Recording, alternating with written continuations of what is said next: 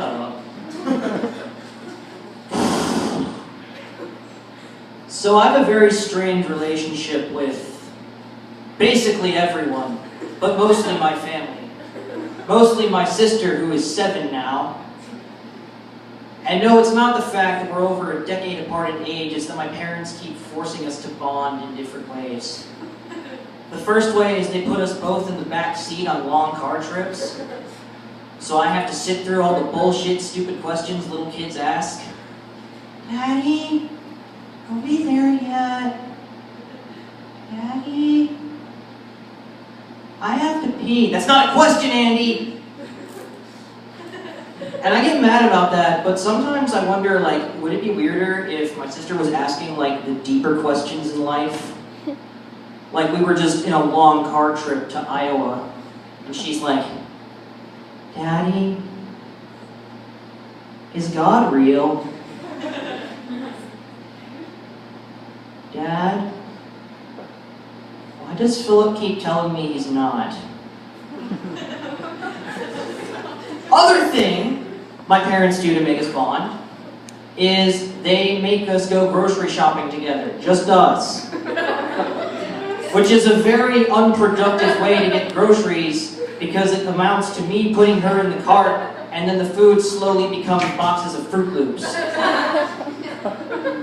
The worst part about that is seeing all what I call the moms in Publix. Or as that's my term for 40-year-old women who think you and your sister are from 16 and pregnant. Because the first thing they ask when I bump into them in Publix is, "Aw, is she yours?" I have 2 responses for this, and they're both equally horrible. Number 1 is to say, "Why, yes, I won her on eBay."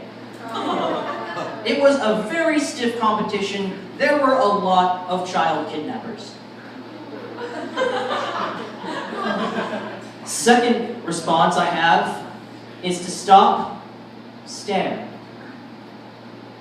look them in the eye with a heartfelt expression, and simply say, "No," and then leave the store.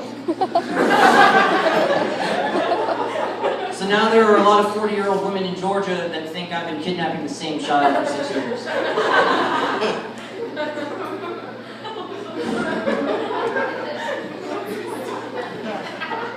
Let's talk about my dad's son. Who's up for that? No? Oh.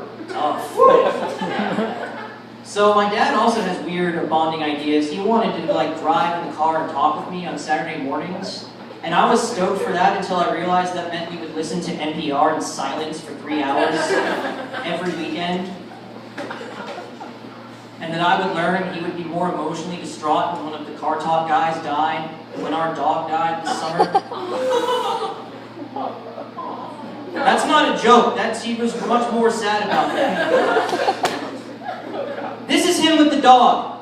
Well, she was getting on. She had a bad tumor in her stomach, Philip. These things happen. This is him with the car talk guy. Why? Why him? Why now? For 2 hours. The best part about NPR, I've noticed, is that they can say any horrible thing they want as long as they do it with their trademark monotone voice. Here's a typical NPR Saturday morning. Today on NPR. Somalian terrorist burned 3 churches. He claimed to have pyrokinesis, but he really just strapped dynamite to himself. Fuck you, Craig. Craig is an alcoholic in Milwaukee. He has no job, no life, and really he should just kill himself. More at 11. And then they have an in-depth on Craig at 11. If you couldn't tell, I've spent a lot of time in the psych ward. Shortly before I came to Emerson, and one thing that happens in the psych ward, or for me, in the waiting room, is you get to watch specific movies. And for some reason, my psychiatrist really was into horror movies. I assume because he wanted to teach us about our future.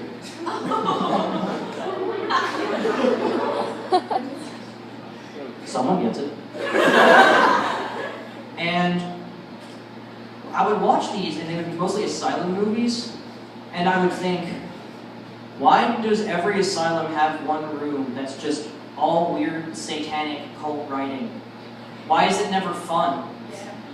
Why is there never, like, you walk in a horror movie or in an asylum and you go in one room and there are just various grocery lists?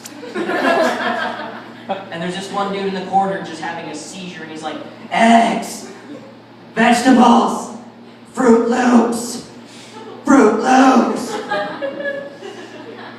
Or my personal favorite, you walk in an asylum and there's a guy and he's just been writing Smash Mouth lyrics on the room for the past 10 years.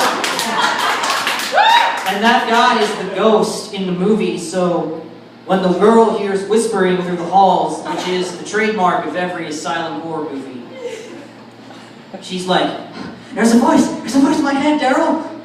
What is it, Sharon? What is it? He's just saying, hey now, you're a rock star. What do you want from us? Somebody once told me the world was made of what? Of what? Of what? Of macaroni. Thank you guys so much.